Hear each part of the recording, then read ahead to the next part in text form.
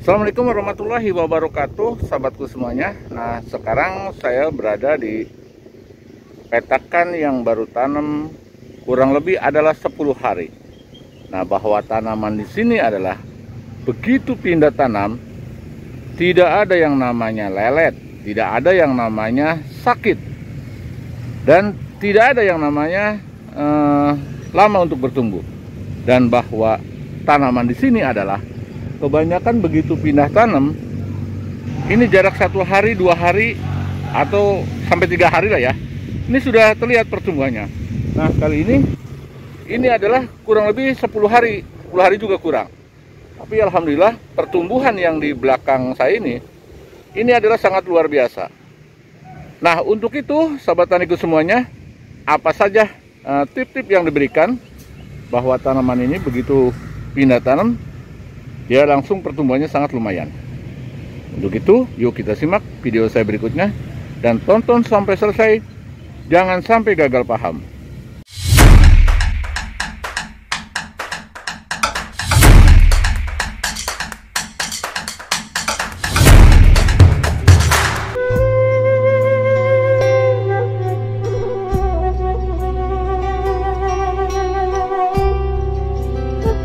Sobat tani semuanya, kita sebagai petani adalah mengalami gejala-gejala setelah pindah tanam, terutama adalah setelah dari pembibitan dipindahkan kepada petakan kita. Nah, ini belum tentu selama 3 hari itu ada perkembangan. Kadang bahwa tanaman tersebut adalah mengalami gejala stres dan juga sangat lambat pertumbuhannya. Nah, ini adalah kita berawal dari pembibitan. Pembibitan kita harus dilakukan dengan aplikasi-aplikasi tertentu di dalam pembibitan tersebut. Yang pertama adalah pemberian pupuk di dalam pembibitan itu dengan cukup, artinya seimbang, baik kandungan unsur hara makro ataupun mikronya. Yang kedua adalah kita pengendalian masalah hama. Itu sangat penting. Yang terakhir adalah sebelum kita dicabut benih tersebut akan dipindah tanamkan, kita harus diberikan aplikasi sejenis pupuk asam amino untuk pertumbuhan. Selain daripada itu, bisa ditambah 1 hari sebelum dicabut atau sebelum dipindah tanamkan, kita diberikan fungisida sistemik untuk tanaman tersebut atau untuk benih tersebut dengan dosis yang sangat rendah. Dan setelah padi dipindahkan pada usia 10 hari setelah tanam atau sampai 12 hari setelah tanam, sebelum dilakukan aplikasi pemupukan dasar, kita harus memberikan aplikasi untuk perangsang akar. Selain daripada perangsang akar, juga kita memberikan pertumbuhan atau mempercepat pertumbuhan kepada tanaman padi kita. Semacam racikan dari bawang merah, ditambah lagi dengan zinc, dan ditambah lagi dengan kalsium. Sebetulnya kalsium ini adalah biasanya para petani, terutama petani sayur mayur atau tanaman cabai di saat untuk pembuahan. Tetapi di dalam padi pun tidak bermasalah kita diaplikasikan lebih awal, karena itu adalah untuk mencegah kerdil akar rumput atau padi itu adalah terserang virus di dalam akar tersebut. Jadi setelah pemupukan, suatu saat nanti kita pertumbuhannya akan lebih cepat. Itulah fungsi dasar-dasar awal agar bahwa tanaman padi kita pertumbuhannya lebih cepat dan tidak mengalami stres. Selain daripada itu juga mencegah penyakit kerdil akar yang terkena virus tersebut. Lalu kapan kita melakukan aplikasi pemupukan?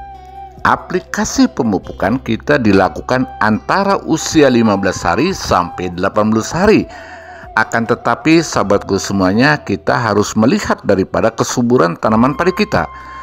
Apa yang kita lakukan yang dari awal tadi yang saya sebutkan, nah ini adalah penentuan dosis. Kita jangan melakukan umpamanya per hektar harus sekian kuintal, umpamanya per bahu harus sekian kintal. Tetapi kita adalah harus pandai-pandai menyikapi dan menganalisa tanaman kita. Andai kata pertumbuhan tanaman padi kita itu sangat subur, yang sudah diaplikasikan atau sudah melakukan aplikasi tersebut, kita harus bisa mengurangi daripada dosis tersebut. Karena kita kalau terlalu banyak bahan-bahan kimia yang didapatkan dari pemupukan tabur ini juga akan merusak kepada lahan kita. Karena dalam hal ini adalah saya tidak bisa merepresikan berapa dosis pupuk yang ditaburkan kepada lahan kita. Karena kita sudah melakukan aplikasi-aplikasi tersebut dari mulai pembinihan sampai sebelum pemupukan. Dan dosis tersebut adalah kita yang menentukan, walaupun di lahan yang lain kita juga berbeda kalau lahan kita sudah subur. Jangan sampai bahwa lahan kita, apa yang sebutkan tadi, adalah merusak tatanan biologi yang ada di dalam tanah lahan kita tersebut, sahabatku.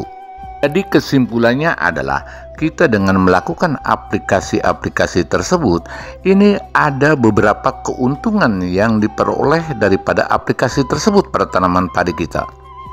Yang pertama adalah mempercepat pertumbuhan. Yang kedua, mencegah hama dan penyakit.